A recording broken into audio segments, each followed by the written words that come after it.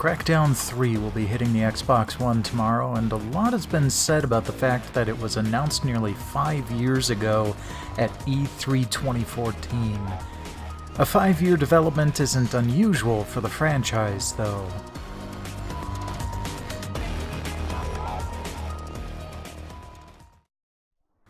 In February of 2007, the original Crackdown released on the Xbox 360 after 5 years in the oven, and an original planned release on the OG Xbox.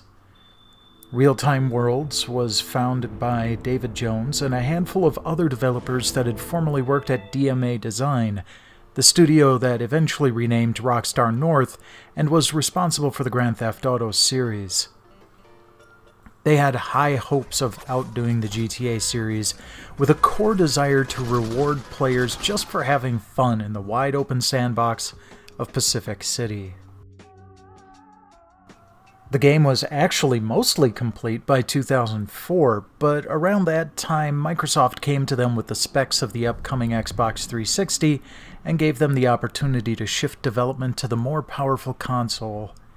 Switching the engine to the newest version of renderware nearly brought a halt to the production, not to mention the inability to release in Germany due to a 2006 anti-video game violence law that was being considered in the Bundestag at the time.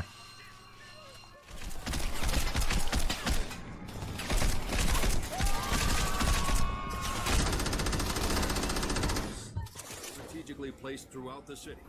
By 2007, it was finally time to release, and Microsoft gave them a boost by choosing to bundle the highly anticipated Halo 3 demo with the first batch of physical releases.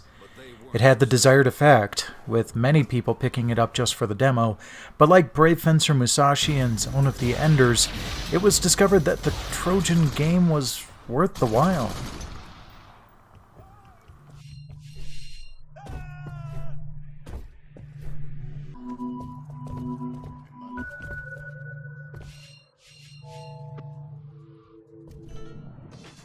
The gameplay itself was on the other side of the fence from GTA. You play as a genetically enhanced agent of the cleverly named agency that is dedicated to fighting crime in the game's world. The main thrust of the story deals with you taking out minor functionaries of one of the 3 major crime syndicates, weakening those organizations enough until you're able to finally take out the kingpin of that clan.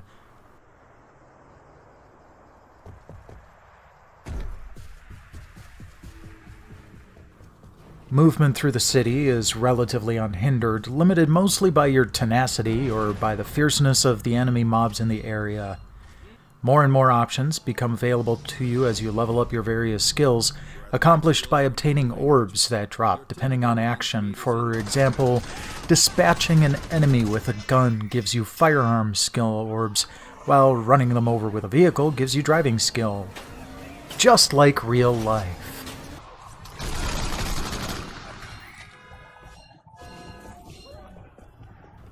Crackdown ended up doing quite well for itself, selling over 1.5 million copies during its run and spawning, well, 2 sequels now.